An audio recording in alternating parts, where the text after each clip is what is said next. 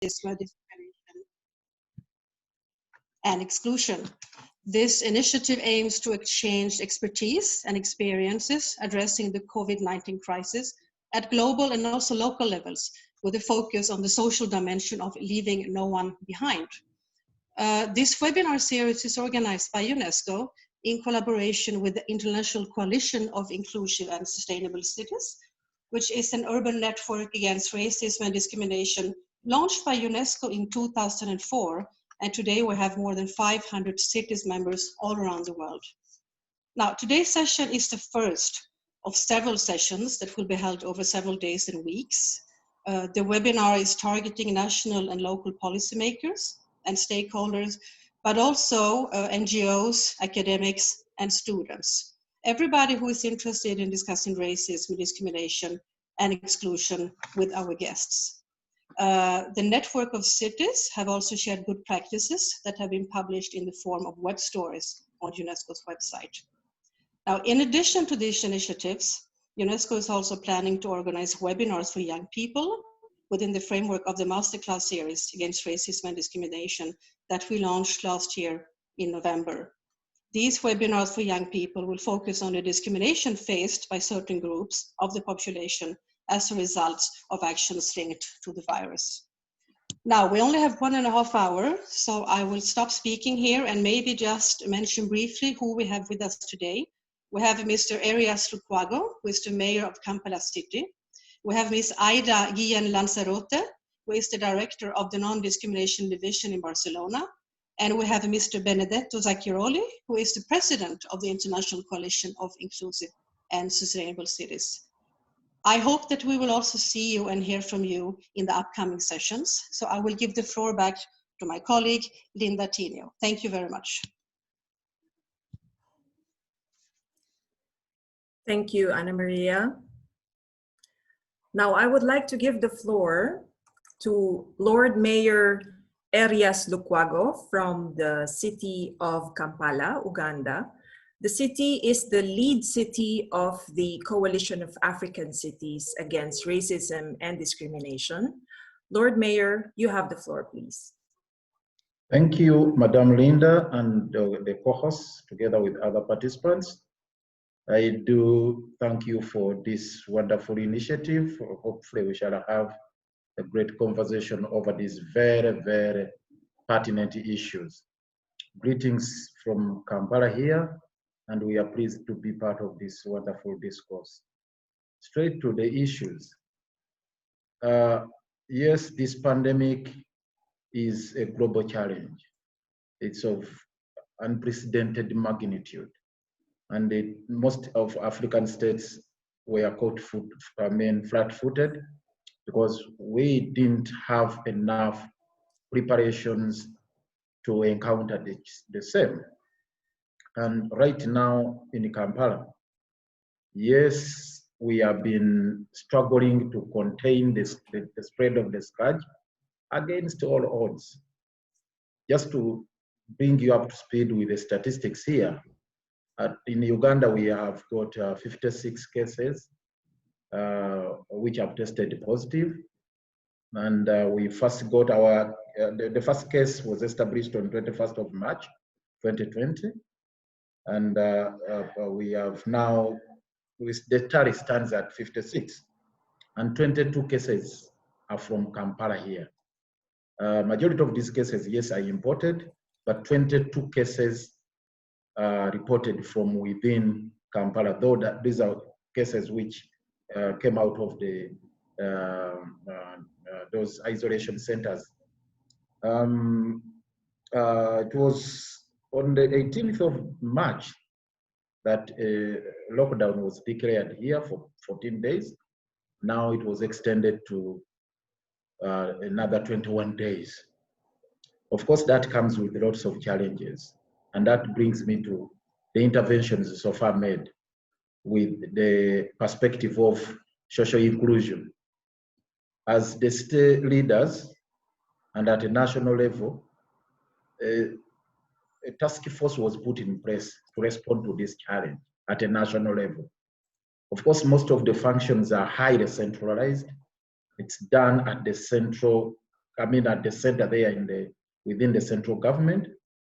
But certain functions like surveillance and a couple of other response measures were developed to the city and some other local governments.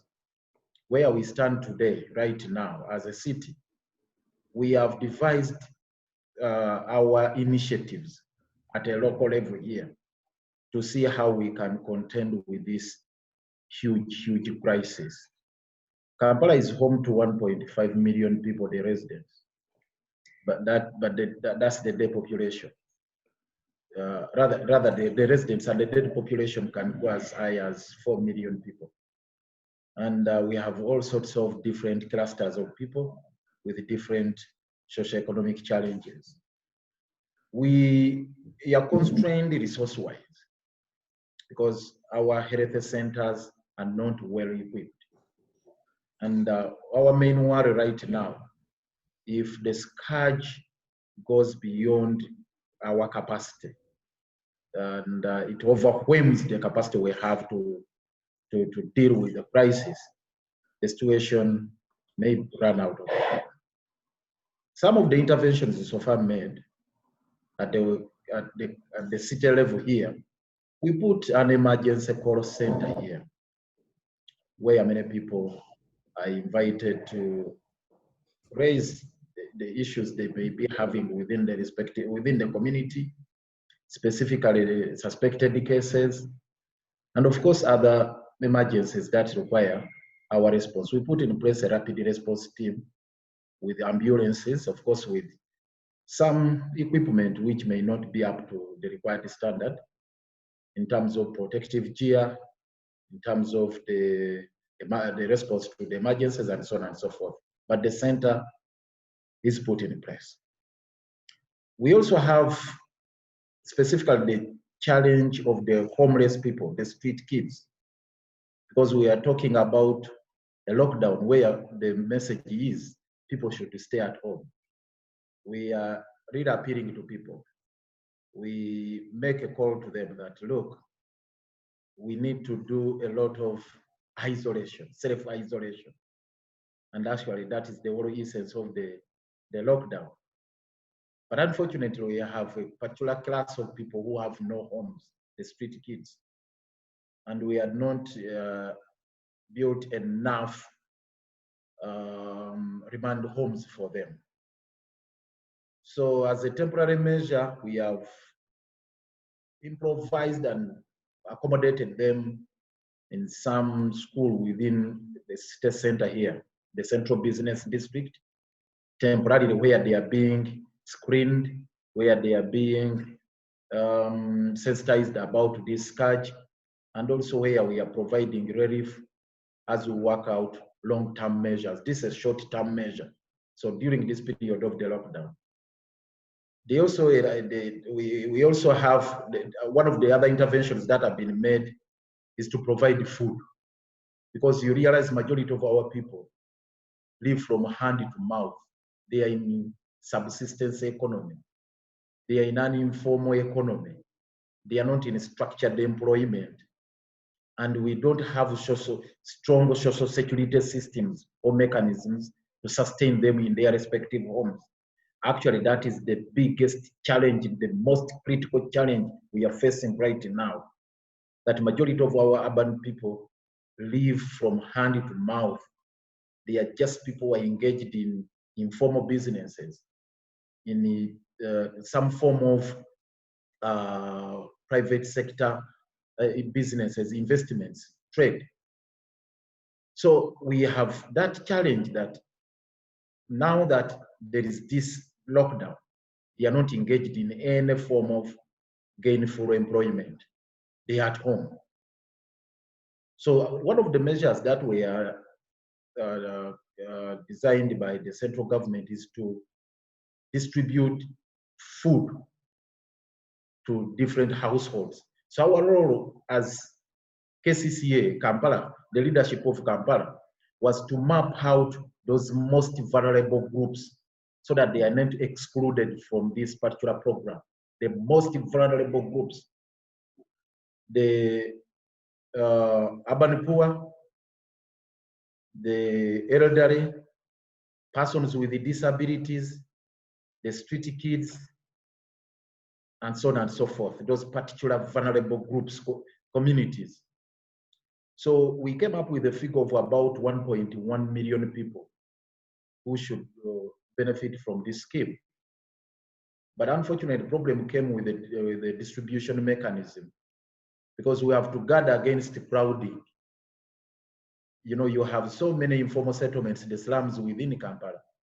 If you were to just drive trucks of food, of ready food, and begin distributing from within the communities, they can crowd around, and that would offend the standard practices. I mean, the rules and the guidelines on how to combat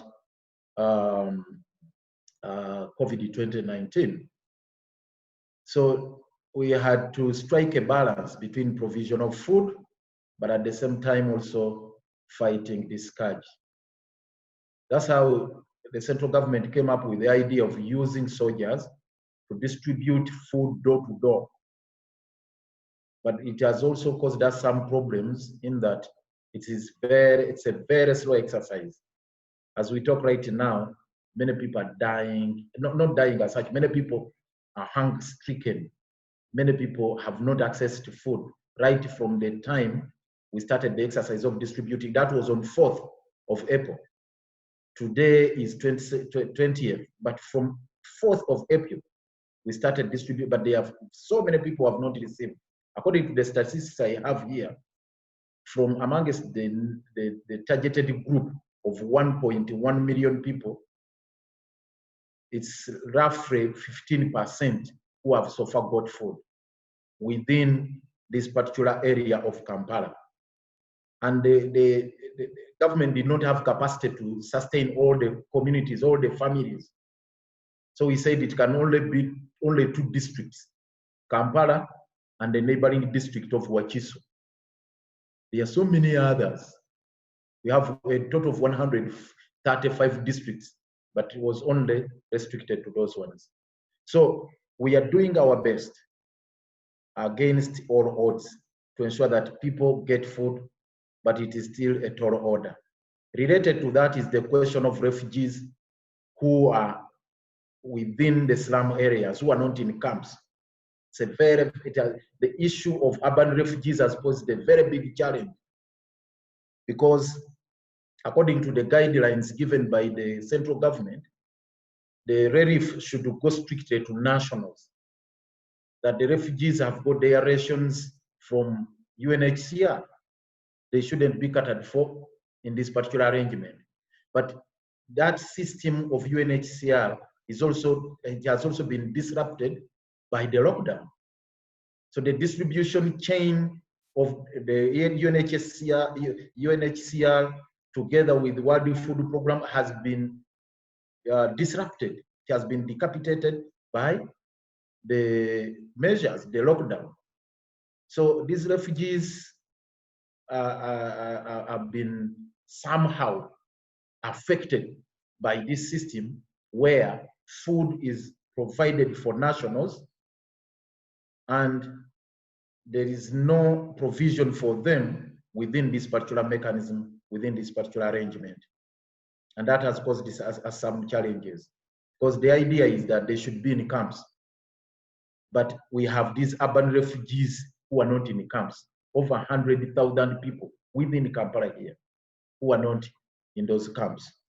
So we are trying to also work out a mechanism of ensuring that at least they are also not left out. They are not left behind.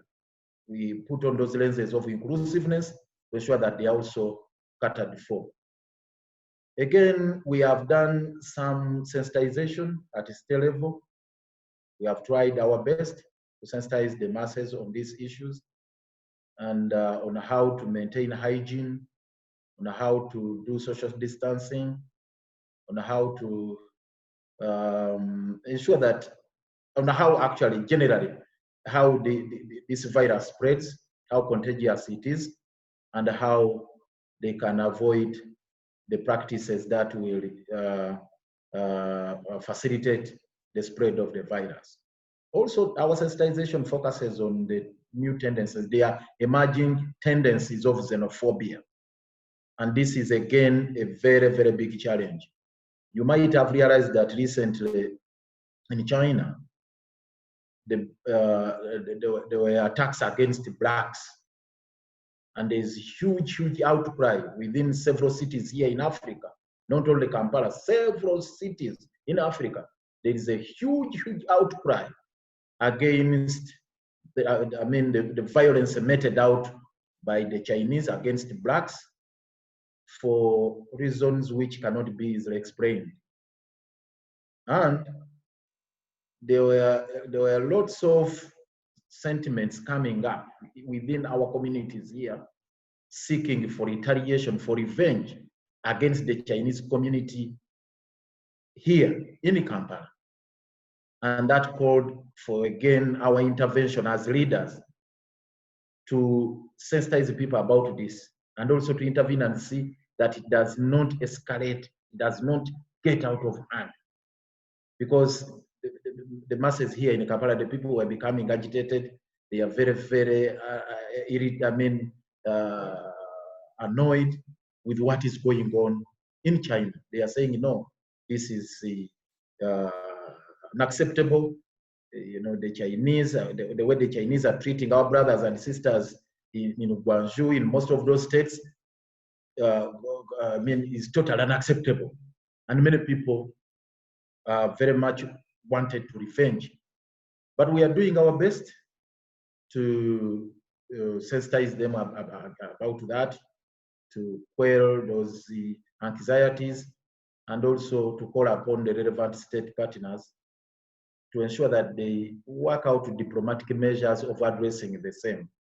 And it is my call to the team here as we discuss here. We focus so much on that issue because it's a potential danger of causing xenophobia within so many African cities. We should find a way of how to address the same. Finally, the question of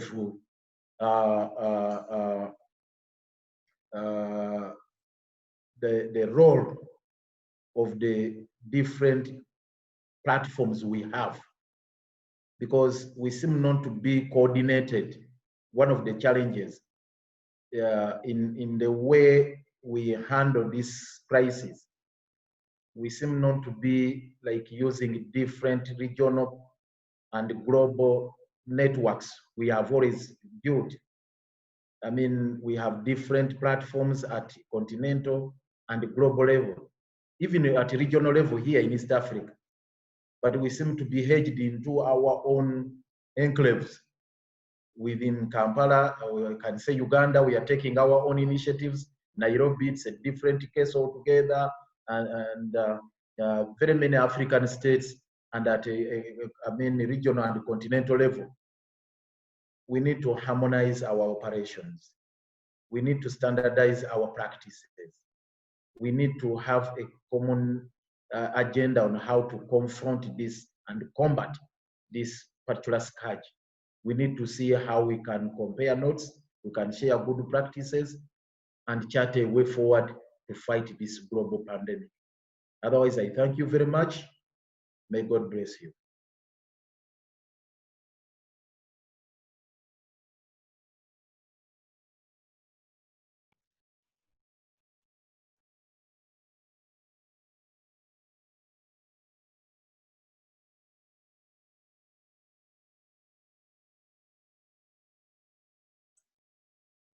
Sorry, I'm having some technical difficulties. Yes, thank you, Lord Mayor, for your insights. And we are happy to hear the initiatives that you are undertaking in your city.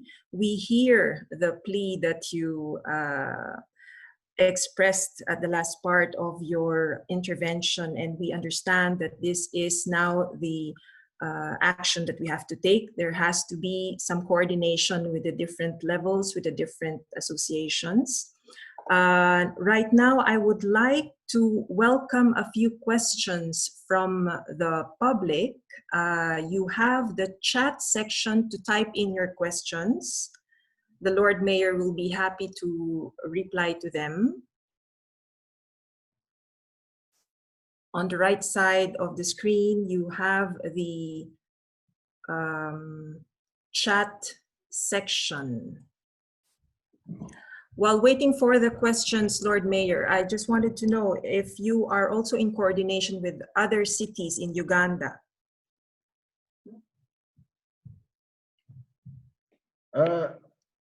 Like I had said at the outset, we have a bit of a challenge here in coordination because most of the activities are concentrated at the center. I think it was the idea of the central government that most of the activities be handled by the central government, by the National Task Force. And there were very few activities that were developed to the districts. But for us, we enjoy a unique status as Kampala because Kampala being the capital city, at least there is some degree of some level of involvement in the activities, in the operations. But most of these other districts are not so much involved in the running of this program, in the implementation of the activities, I mean the programs being operated at the center. So there's a bit of a technical and administrative challenge, which we are trying now to see how we can locally sort out. It is still a problem we are facing here. But my call was about increased coordination at a regional and a continental level on how we can develop a common agenda as cities and see how we can combat this virus together as a team. Thank you, Lord Mayor. Questions are coming in. I will be reading two of them and you can answer by batches. The first one is from Scotland. What advice is there on capturing data on the impact of COVID-19? And what characteristics like gender, race, and disability? Come again? What advice is there on capturing data on the impact of COVID-19? And what characteristics, perhaps the indicators, including gender, race, and disability? So that's the first question. The second question is, what are you doing about schools? I will let you answer those two questions first, and then we go on to the next batch of questions. Well, starting with the last one, schools were closed down. The very, very first time we got the alerts from World Health Organization, and also we got information about the way this disease, virus spreads. So one of the first measures taken by the government of Uganda was to close down the schools. So all the schools are now out of operation. They are in recess.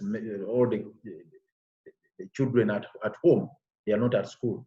So we are yet to get to know how that will work out subsequently when the threat subsides, but the schools probably will have to wait a little longer before they can resume their normal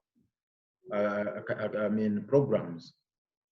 Now coming to the issue of the best way of capturing data, indeed that's a very, very serious matter. It's a pertinent question.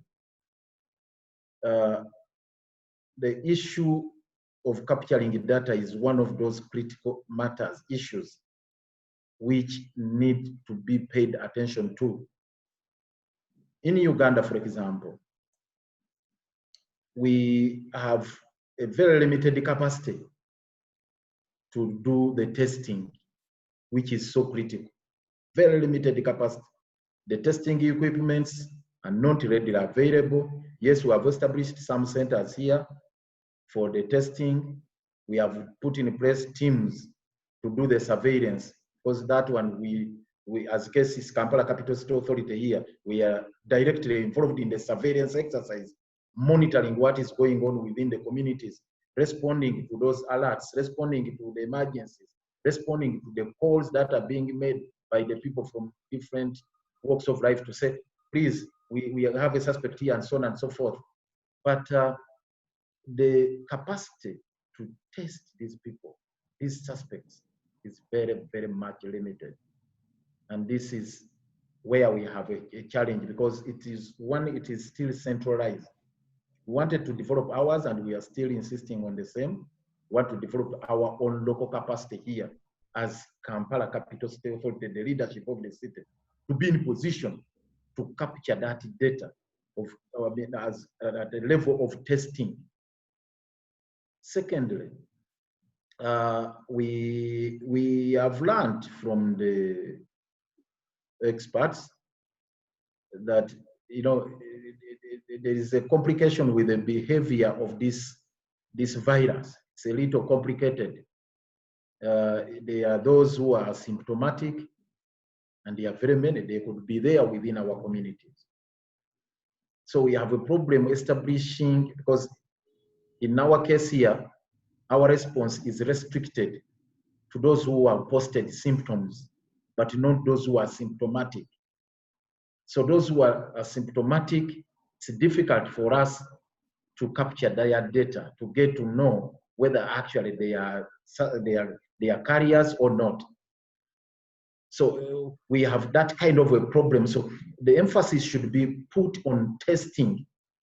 Mass testing may not be feasible, may not be tenable, for obvious reasons, because there might not be capacity to do mass testing. But at least we want to see, and we're pushing for a system where maybe we can do random sampling, if it can work on the way it can be done within our communities here, or any other mechanism that can widen the scope of the testing. Because right now the scope is narrow, is very narrow, is limited to those suspects from those high-risk areas who are in the quarantine. It's limited to those who have posted signs, and those who are, like now, the truck drivers from within the region, from Kenya, Tanzania, South Sudan, or wherever. Those ones, once they come to our country, they are subjected to a mandatory test. But the rest of our people are not tested. And that is a very, very serious matter.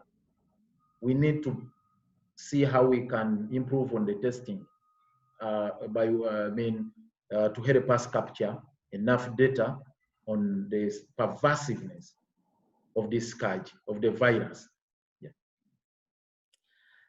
In the interest of time, Lord Mayor, we have so many questions now, but I will just be asking you one last question. But rest assured, for the people who share their questions, we will be giving your questions to the Lord Mayor afterwards, and then we will get back to you for the replies. Now, one last question, Lord Mayor. Are there any significant initiatives that you have observed from the locals or from the residents that show solidarity throughout this pandemic? Number one, though it's hard hitting, the lockdown is being respected by many people here. Many people who have virtually nothing to eat, they have kept home. And many of them are adapting to the new lifestyle behaviors of keeping hygiene, washing hands, because it's one thing which is now being cultivated within our communities. People are adapting to that very, very fast, washing their hands.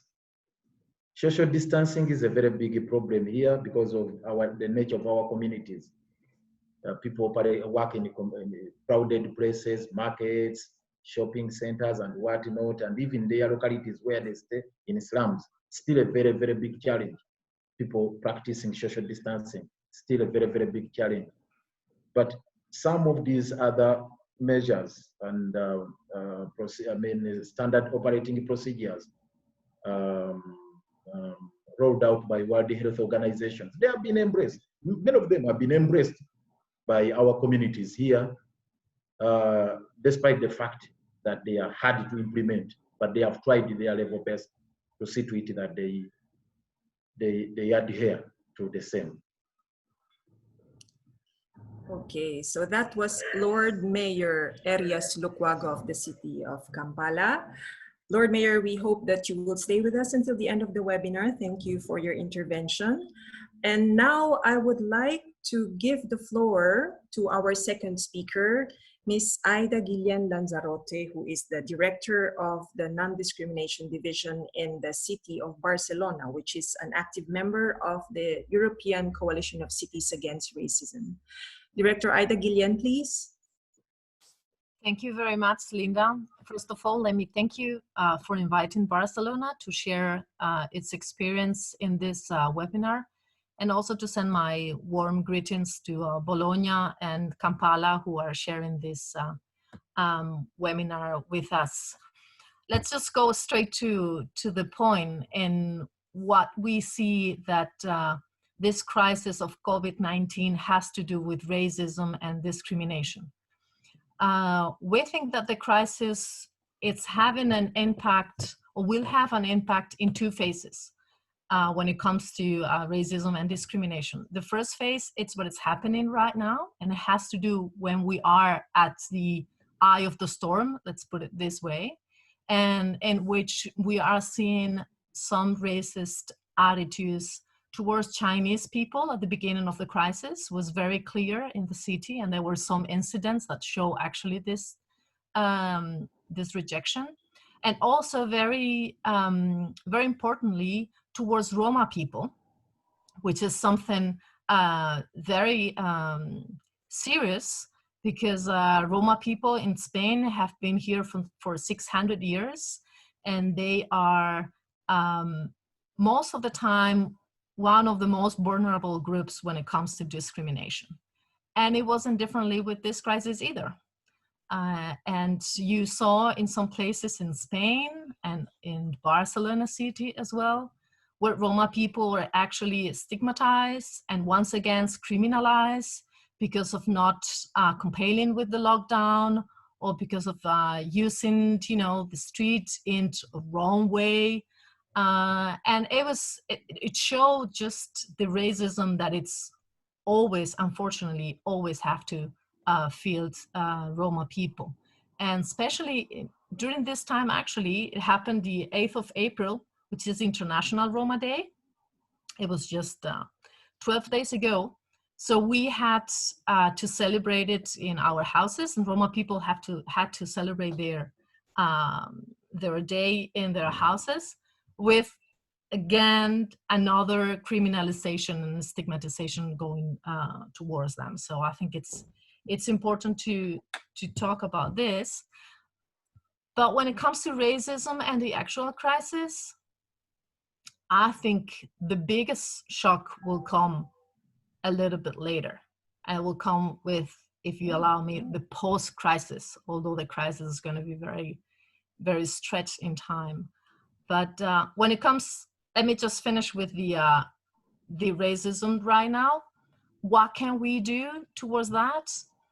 From our point of view, from our city point of view, we need to make it visible. We need, in this sense, and as we did for the 21st of March, which is the day against racial discrimination, try to make visible how the crisis is affecting certain groups that traditionally, or most of the time, are actually facing racism. And that's why we had this web stories that was also shared by UNESCO, and that you can find in our web pages and social networks, to make those cases visible in order to try to avoid those things from happening.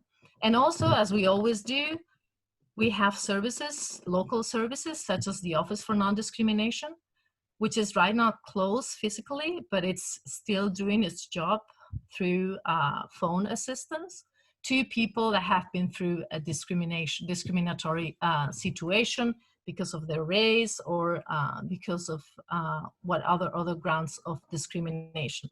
So that's what we can do right now. But as I was saying, crisis will be stronger when it comes to racism in a few months' time. And why? Because racism is structural, it's institutional. And if we are going through a crisis, which is not only a sanitary crisis, it's also an economical crisis, and it's also a social crisis, this racism will actually be reinforced because the system is failing or it's having a lot of mistakes going on. So what will happen, or what can happen, or we need to avoid to happen, is that the fact that we are going through an economical and social crisis will actually put the groups of people that are most vulnerable in an even most vulnerable situation, because inequalities will rise.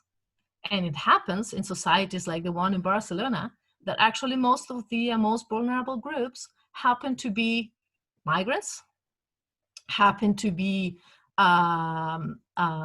people with disability, happen to be people actually from other origins, or like Roma, which are also one of the most vulnerable groups. And those are the groups that actually are going to be in more need.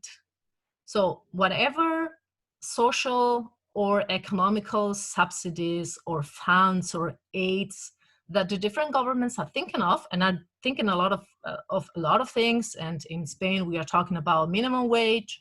We are talking about different social subsidies. We are talking about how to help enterprises, how to help little entrepreneurs. All those funds and aids, they have to be targeted to the most vulnerable, of course. And this is always used by racist politicians and policies to show that those aids and funds go for migrants. And this is actually reinforcing the extreme rights discourse. So the idea of first the nationals and then the rest, when you're in a crisis like the one that we are going to be facing, will only be reinforced. So it's a situation which is very dangerous from our point of view. The crisis when it comes to the effects on racism, it's going to be very strong, and we need to really watch out on this. And what can we do? When we say, and it's been said by you, Linda, and also by the lower mayor, Erias Lukwago, leave no one behind. Leave no one behind means social policies. It actually means, when you talk about on the human rights perspective, it means measures of non-protection on human rights. And those measures are always targeted to the most vulnerable, because are the ones that you actually have to make them not being behind. So the best anti-racist policy that we can implement is this one. It's actually social inclusion.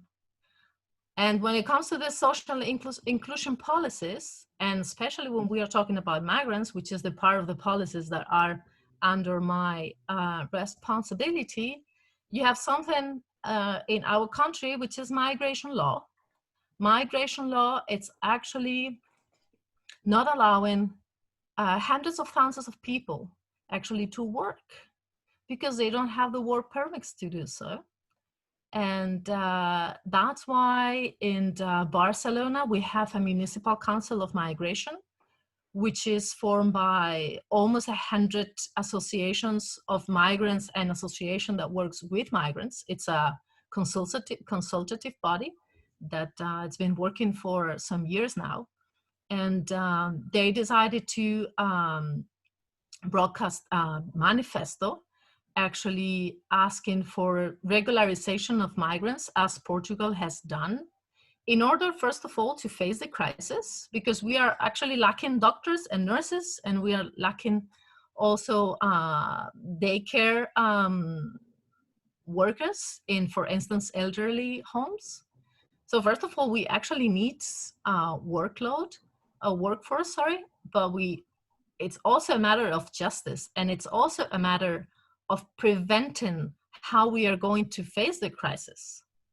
Because the stronger we are as society, or let's put it this another way, we are as weak as the weakest part of our society.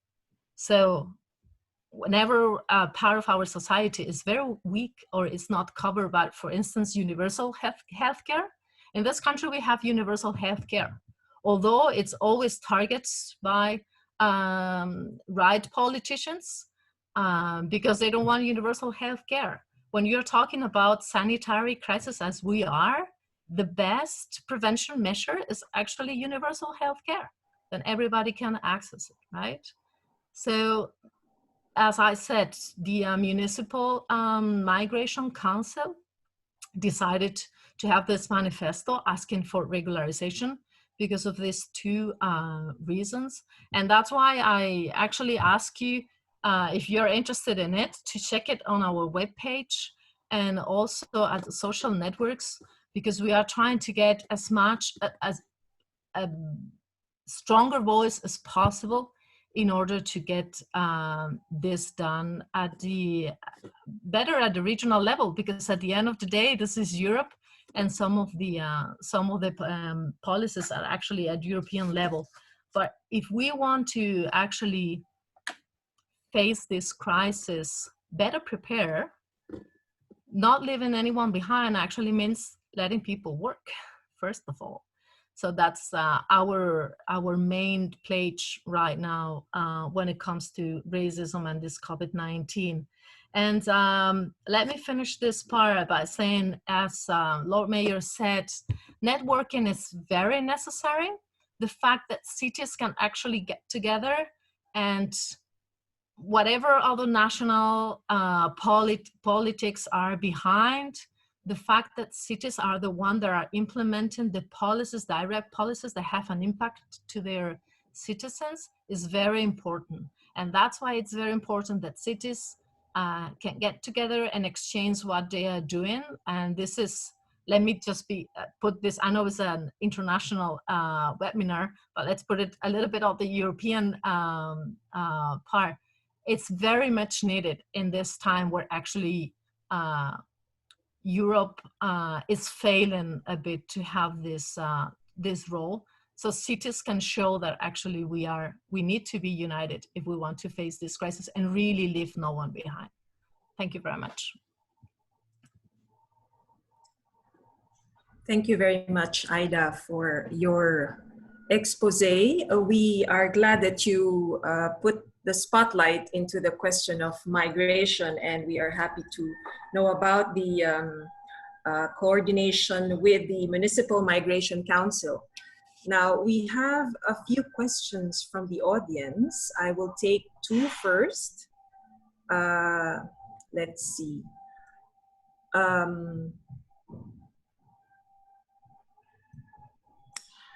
What is the situation of the LGBTQI+ communities in your respective countries under this pandemic? And has this discrimination increased at home and in the communities? What specific interventions are being taken?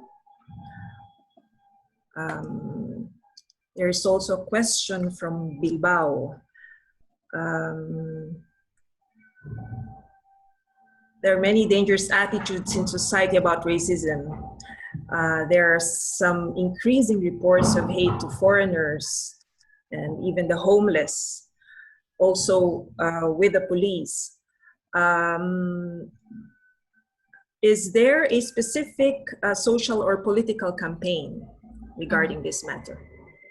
So maybe just two questions first. Starting with this last one, specific policy on homeless, I guess.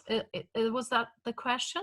Is that the question? The racism, about dangerous attitudes in society about racism, Yeah, targeted to the vulnerable, to foreigners, to even to the homeless. Yeah, I think again, what we can do, what policies we actually need to implement from our perspective, and what we are trying to do is first try to have the services, direct services that we can, and in this sense, the fact that you can have an office for non-discrimination and get to follow the cases that are being reported to you, and maybe brought them to the judge if it's needed, or go through a mediation process. There are many different things you can do. Taking into the individual cases from local authority point of view. Second thing, make it visible, as I said before. Try to, as much as possible, explain that this is actually not allowed, not tolerated in your society. So people that are going through some of these situations feel actually represented and can see that there is support to them. And very importantly, I haven't said it yet, support to civil society. We as local authorities, we actually have the obligation to support civil society, because they are the ones most of the time that are on the grassroots. And this support means actually funding. And we local authorities have to found civil society organizations so they can do this part of the job. And regarding the question on LGTB specifically, it's not my expertise field, so I don't want to say anything that it's actually not, correct in this sense. But we are right now not getting like a specific reports on the target of LGTB when it comes to the crisis COVID-19 right now. Okay, thank you. I'll take two other questions. I have from Paris, France.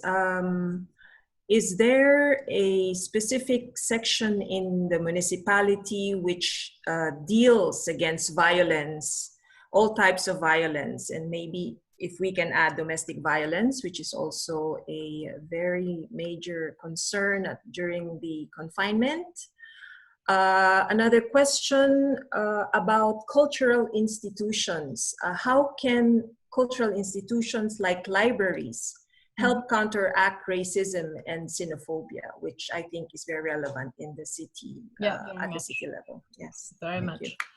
Starting with the former, in Barcelona, there is a specific section that actually it's one of, we have a counselor, feminism counselor, it's called.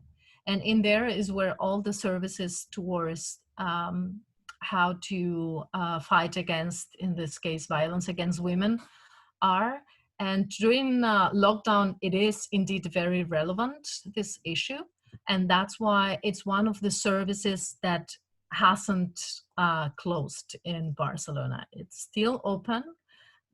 It is actually reinforced, and the hours that they are attending women are longer right now than before, because we understand that it's going to be an issue. Right now, we don't have that many reports, like numbers show less reports right now during lockdown, but we believe that once the lockdown it's over, it will actually raise very much. So it's something that worries out a lot.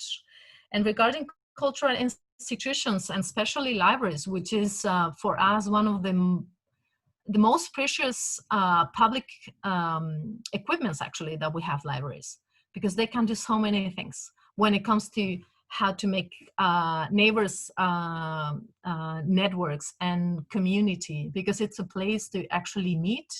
It's a place to see other people.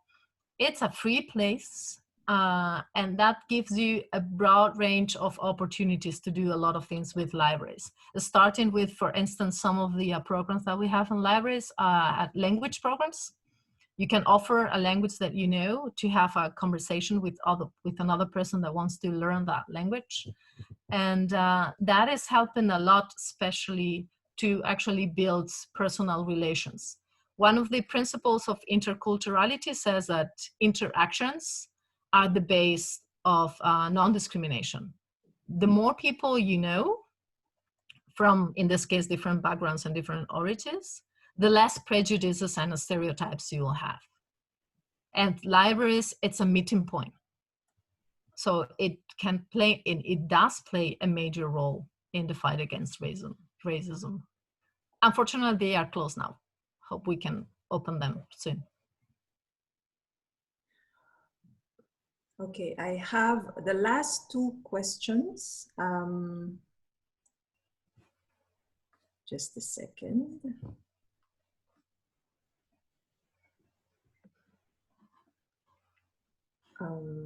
Okay, so for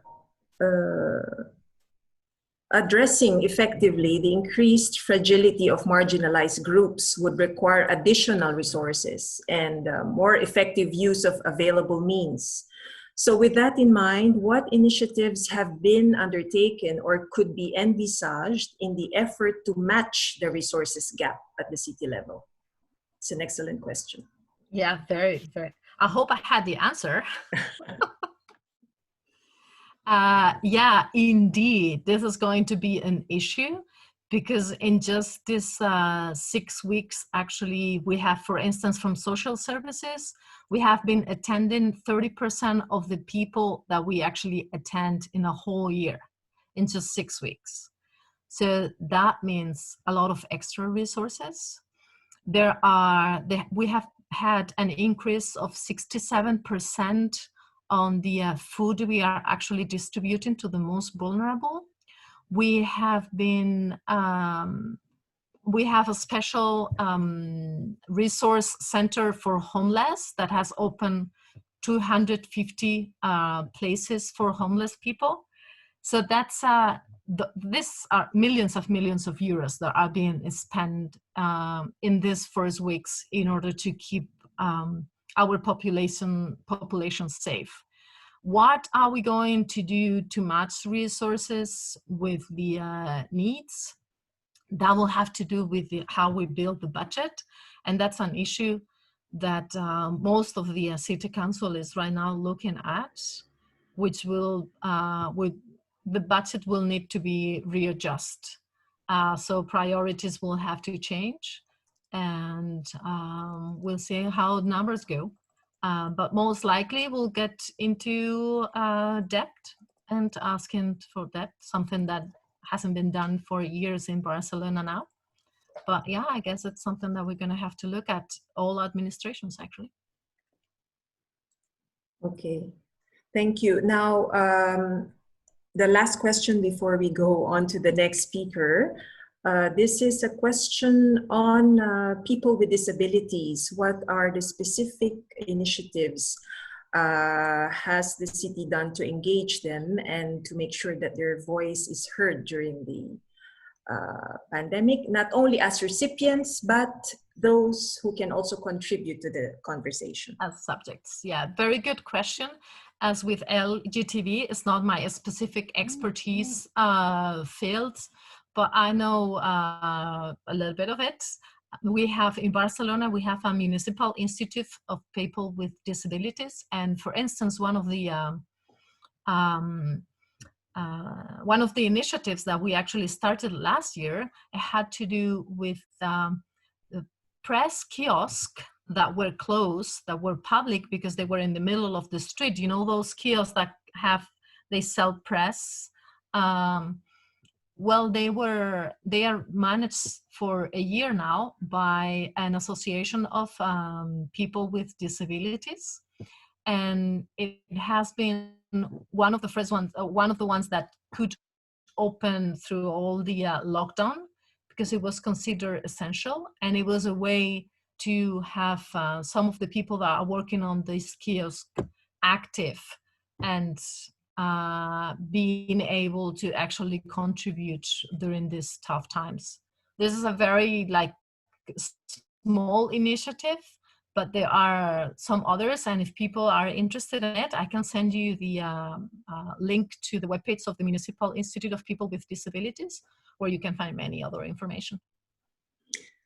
Thank you very much, Director Aida Guillén. And now we will be moving on to our third speaker, Mr. Benedetto Zacchiroli, who is the president of the European Coalition of Cities Against Racism and the president of the Global Steering Committee of the International Coalition.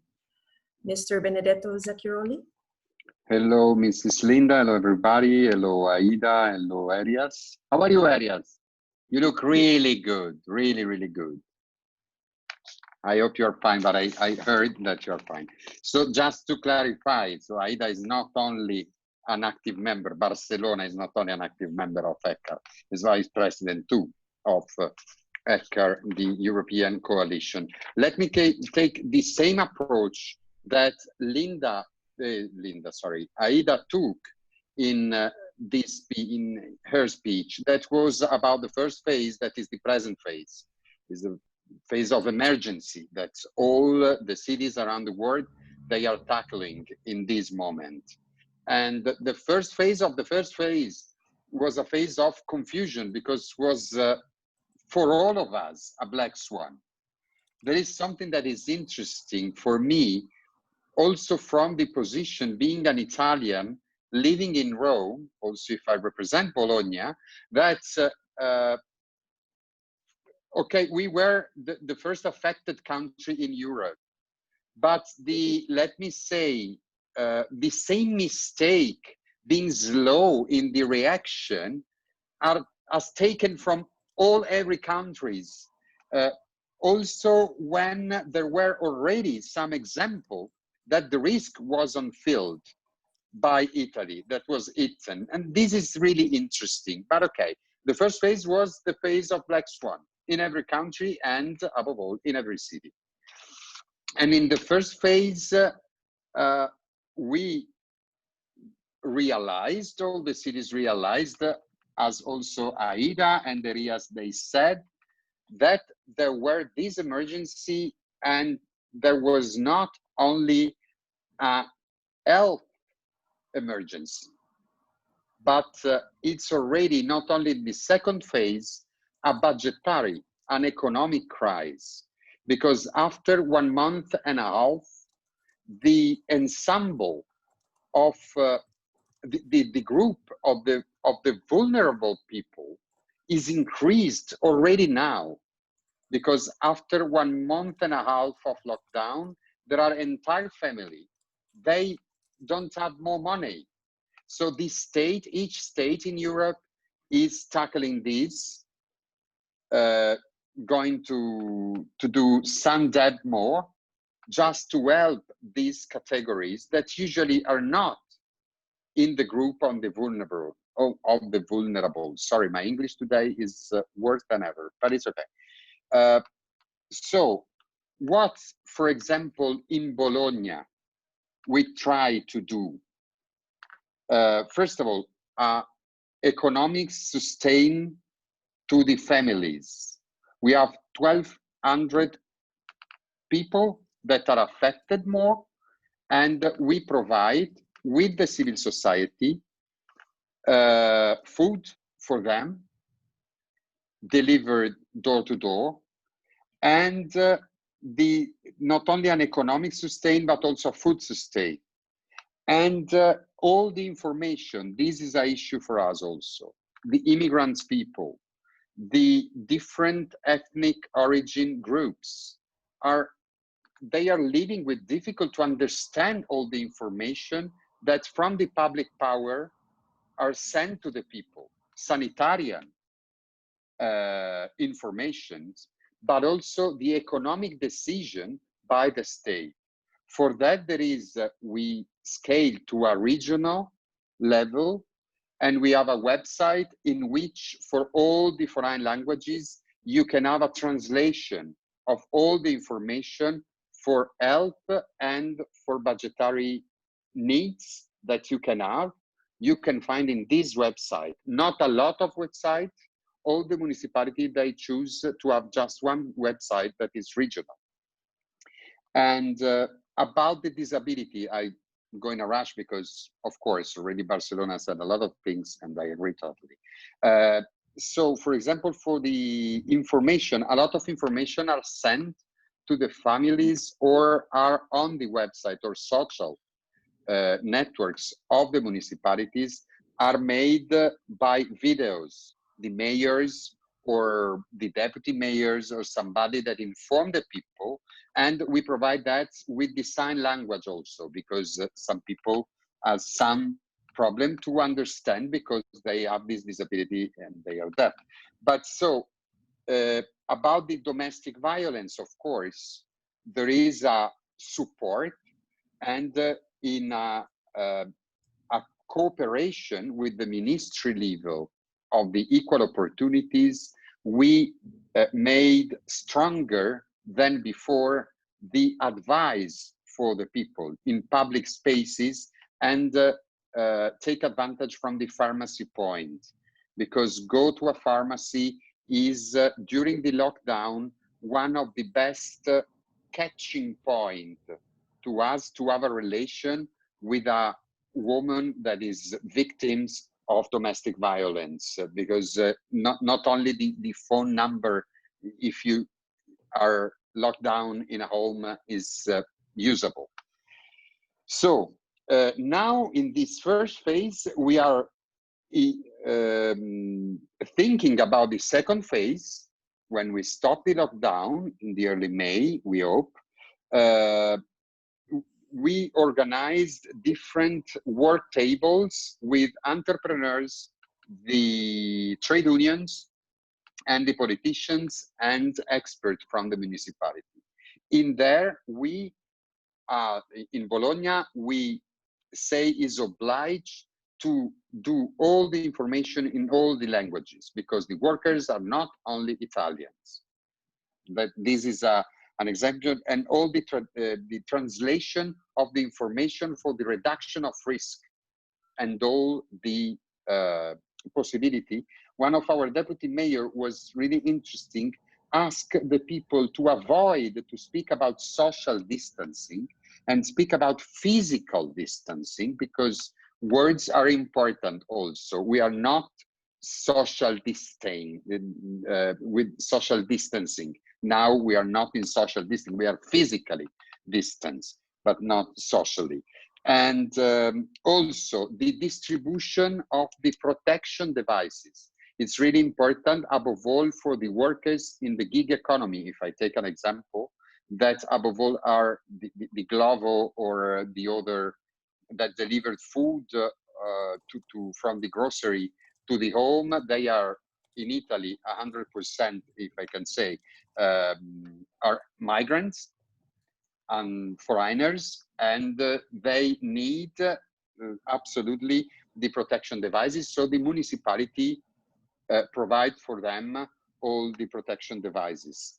So these to be, let me say, at the local level. The national level for Italy took the decision, like in Portugal, to a regularization for the refugees and the asylum seekers till the end, like in Portugal, till the end of the emergency moment, after they retake the usual process to process the applications.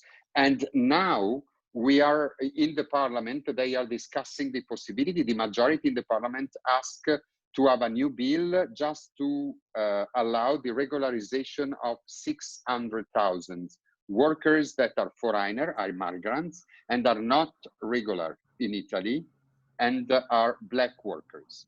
What all this picture means to us means that the intersectionality approach is the right approach. There is not only an approach, is really intersectional. If I think of the schools, for example, we know that closing the schools, that means enlarge the gap that there are already from among the vulnerable people and the rich, let me say, or more lucky people. And so we are trying to push to reopen as soon as possible the schools, because in Italy it's from the end of February that the students are at home, and it's not easy. is absolutely not easy. The e-learning, the Italian school system was not so ready to have this massive amount of e-learning from home. Also, the citizens, they were not absolutely ready, and not all the people at home have the devices to attend an e-class from their school. The second phase is the after. I think that for sure, we have to take into consideration, for example, the city of Bologna blocked all the budget.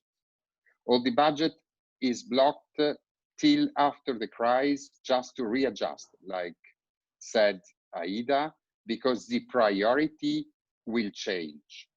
We already asked the state as cities to have the possibility to make that, because after 2 months that the people don't have a salary, they, of course, don't pay taxes, local taxes, and also the annual budget of the municipality is broken down. So we need to readjust the budget with new priority, and the vulnerable people will be a new priority. Second one, speaking as a president of a coalition, I think that is absolutely necessary that we make more strong than ever the exchange between us. Also, if we are physically distant, the exchange within us, not only about the best practices, but also about the issues that every city has to tackle. They are not the same. And then to provide, let me say, a phase in which, of course, each city will provide to take care to the vulnerable people. But against racism is not only sufficient to have a measure for the vulnerable. It's something already. And it's right what Aida said, to make not silent what is happening in these vulnerable people.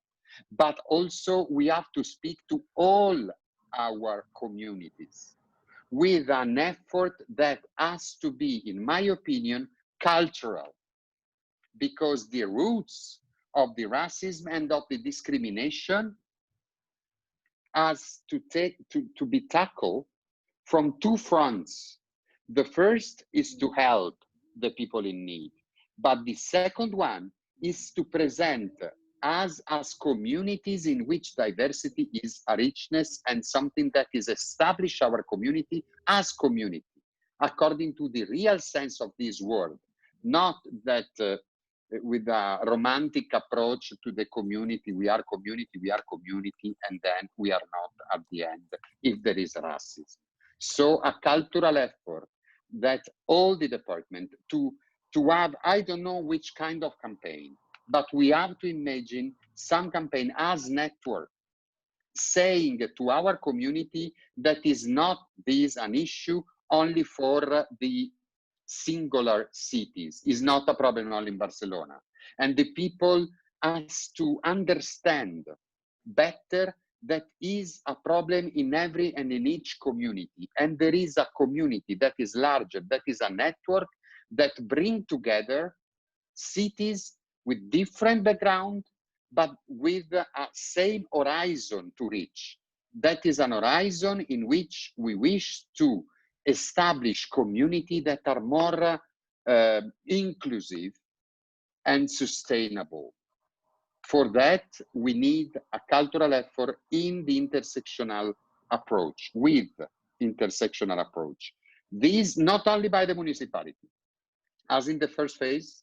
In this phase, we are cooperating in Bologna, in Barcelona, in Kampala, all around the world, with the civil society that is really the grassroots in which we have to act.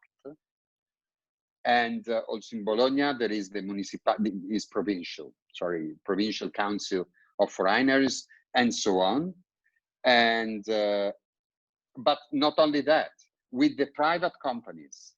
The private companies, they have a key role in this. and the universities and the schools and the cultural operators, and all together with leadership. We need leadership. I know, and I'm really keen to have Aida here, because Ada Colau is a leader, in fact, of this topic. It's not a case that has a strong friendship with the mayor of Bologna and other Italian mayors and mayors around Europe and the world. Because there is this idea of leadership that look ahead for a new idea of community in which no one is left behind.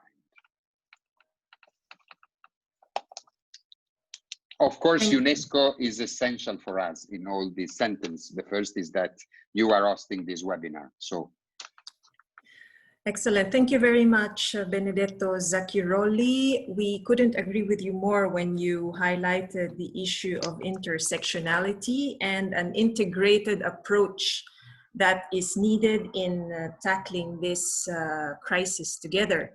Now, I know that as one voice, the member cities of the European Coalition of Cities Against Racism issued a statement in the wake of the pandemic. Could you just tell us a bit about the essence of the statement that you issued a few weeks ago as a declaration, as a regional network declaration? So you can see our declaration on our website, that is eccar.info, or in our social networks on Twitter or on Facebook. That's the Secretariat in Heidelberg is really active to keep it alive. And so the sense is that Aida and me, we said before for Aida and now me, that is that take care of our community in the sense that the virus make no difference between people. It's really, the virus, it doesn't have a favorite target. The target of the virus is the humanity. But we know that before this virus, the humanity was not all equal. So the virus is affecting the humanity in different ways. I'm really concerned about the way in which the African countries and cities can tackle this virus and this pandemic, because we know that the infrastructure about the health system are totally different than the European or the Western and rich countries. And we cannot look in another direction because we are on the same boat. And a lot of people on television, on the TV shows, they say the world after won't be the same anymore. Or opposite. The people say, oh my God, I want to come back to the previous world. The previous world was not a right world. Okay, so I'm not in this sense feeling nostalgia for the past world. Maybe in the crisis, we can take the occasion to adjust something like that. Okay, I will take two questions from the audience. The first one being, arts are very important during the period of confinement. What are the solutions put in place for the actors and for the public at the city level? We also have a question on the feminist approach, which is very much linked to the tackling of domestic violence. How do you tackle this in at the level of the regional coalition? So far, let's take two questions first, and then we move on to the next one. So I start with the last one. So our coalition is a coalition against racism and discrimination, of course, but is above all about racism. So about this topic, we are not expert, or we are not representing the department that in the city. Of course, we are not blind or deaf, and so we can answer something about that. And we speak already about intersectionality, so we need that. But about that, there is the ministry and there is the equal opportunity department in each cities that is really take care about this point and how to help the ministry and the families and above all the women. Here there is the peculiar role that is by the civil society in partnership with the municipality. We have in Bologna, in Rome, the female, the women home that is really active to play a role with the victims of domestic violence. These as points that are priority in the cities. For the second one, the arts are very important, but don't forget that for the arts, the physical approach is essential. I can see an opera or I don't know, something that a theater piece at the television is not the same.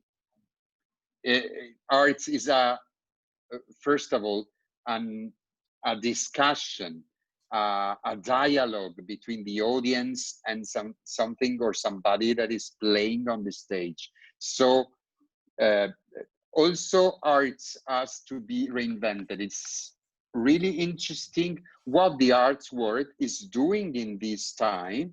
Let me quote the amazing night that thanks to Lady Gaga we passed last night. Also, if I can, if I may, also there, let me say the feeling was a bit bitter by me because seems like that's just one part of the world was in there, because there are places in which say stay at home is something that is really offensive because there is no home. And this is really risky, that we think is the first form of discrimination, that we think that all the people on earth as a home or a place to be safe is not like this. And this is an issue that the world, the nations and the cities has to tackle. Thank you very much, Benedetto, for your replies. I have another question.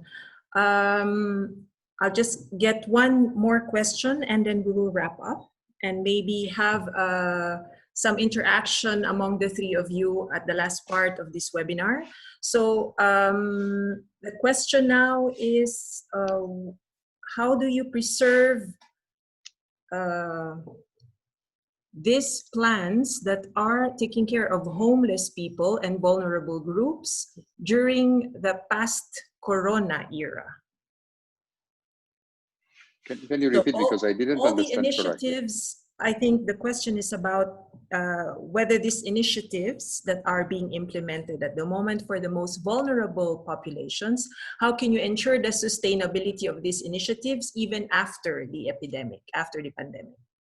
I think in this sense, thanks to this civil society, it will be impossible to go behind after that. But the municipality has the duty to take care of that. Because like for the civil rights and the rights in general, the human rights, they are not every time safe, you know.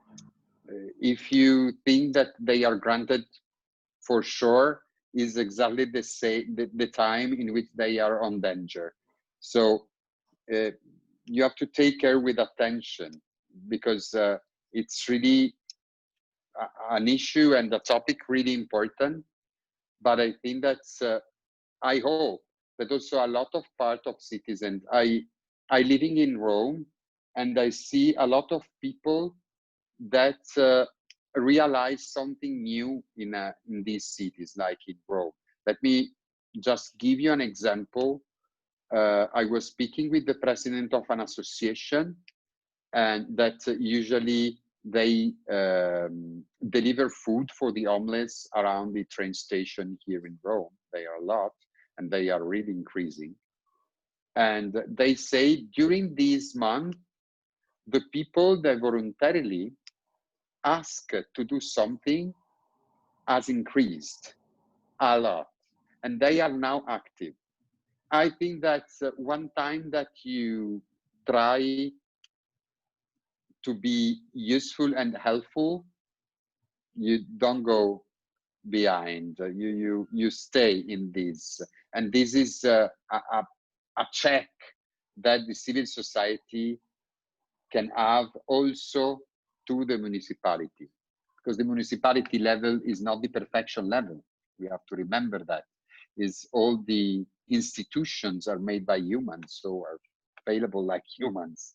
So the check and balance that our different constitution forecast are in place just to make this process possible. Thank you, Benedetto. Zacchiroli. I think this is also a relevant question to the other distinguished speakers. So I will let Aida Guillén answer the question regarding the post-COVID-19 scenario. So how do you foresee it? Are these initiatives that are brilliantly being conducted by cities at the moment, do we have the prospects of having this sustained in the post-COVID pandemic?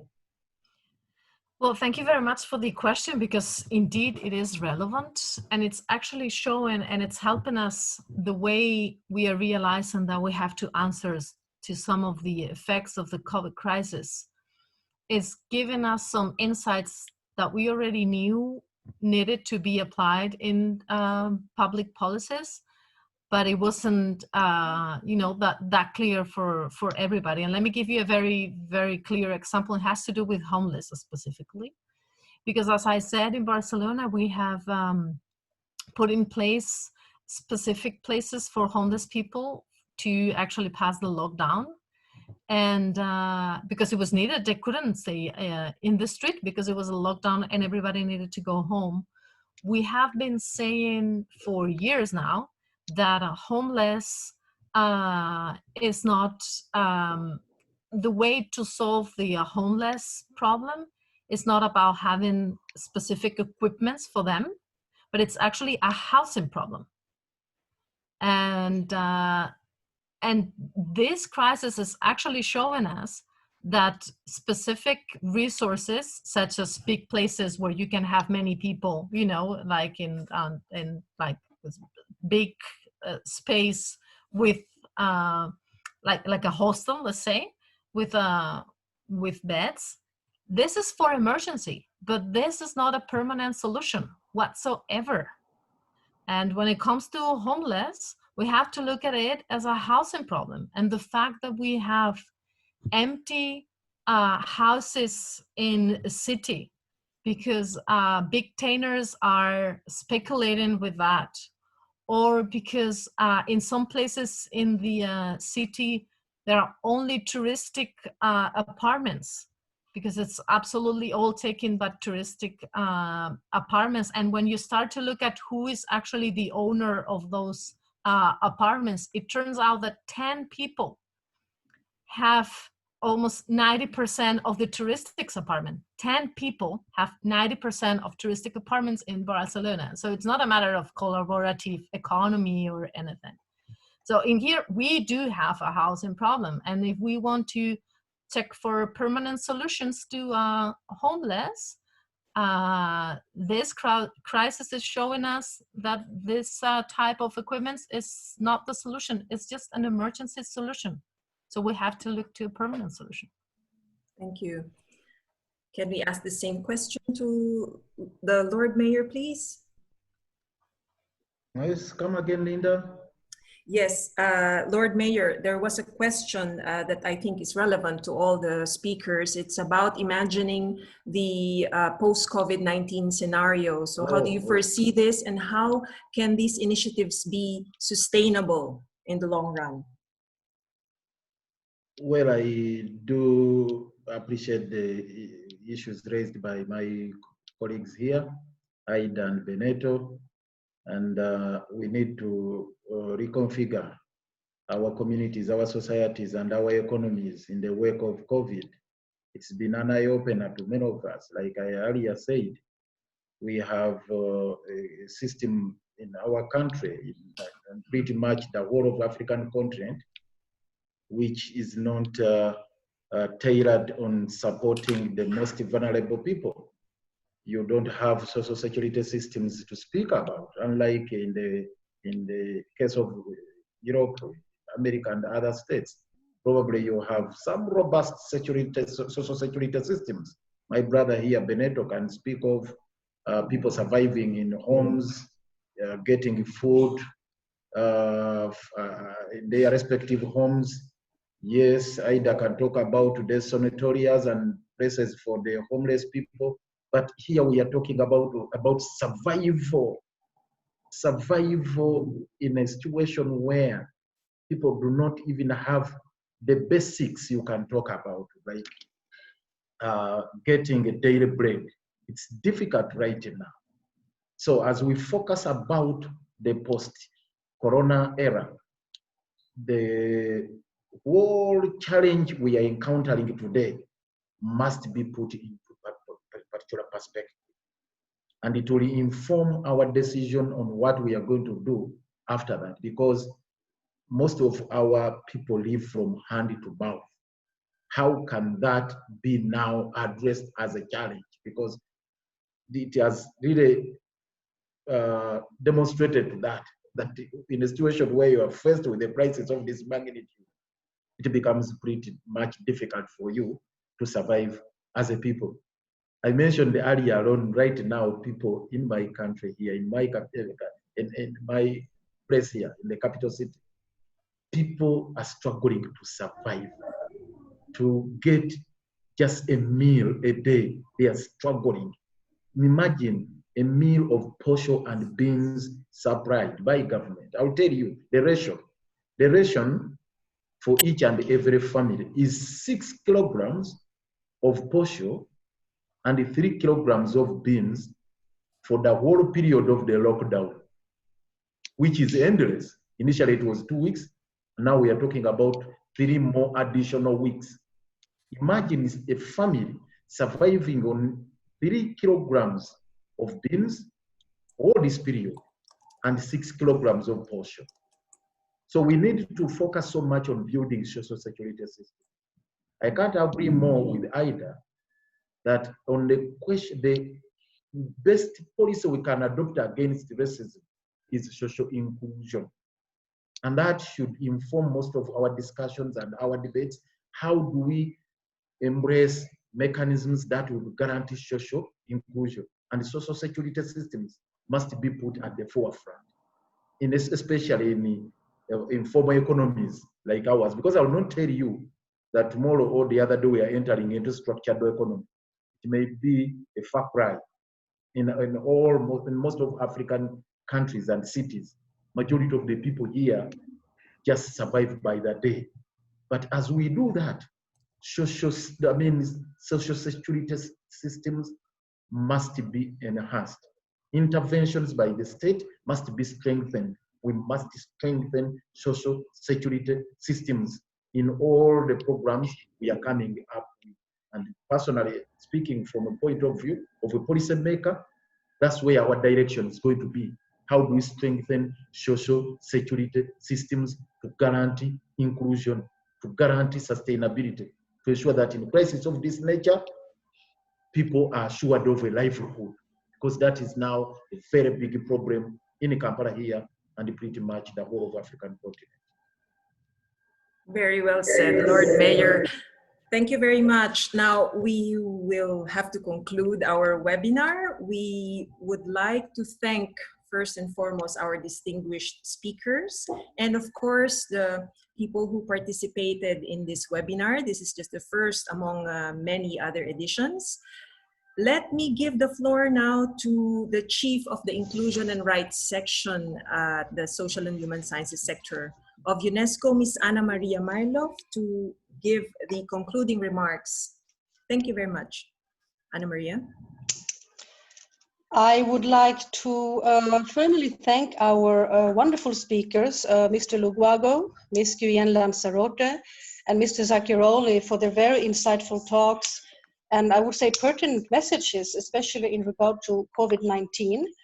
I would also like to thank our very active audience. We got a lot of questions, and for obvious reasons, we couldn't answer all of them. So we would like to suggest that we send all the questions to the speakers, and we will share them later on, the replies, on a dedicated UNESCO website. Now, finally, I would like to recall the second webinar, which is taking place on the 24th of April in French, the third one on the 27th of April in Spanish, the fourth one on the 30th of April in English, and then we will continue the series beginning in the month of May with other topics. And on that note, I would like to thank all of you again, and I wish you a pleasant morning or a pleasant evening, depending on when you are. Thank you. Thank you. Thank you. Thank you very much indeed. Thank you. Thank you. See you soon. Merci. I look to embrace you all. Ciao, Arias. Say bene. Yes, my brother Benedetto, greetings to the people of Bologna.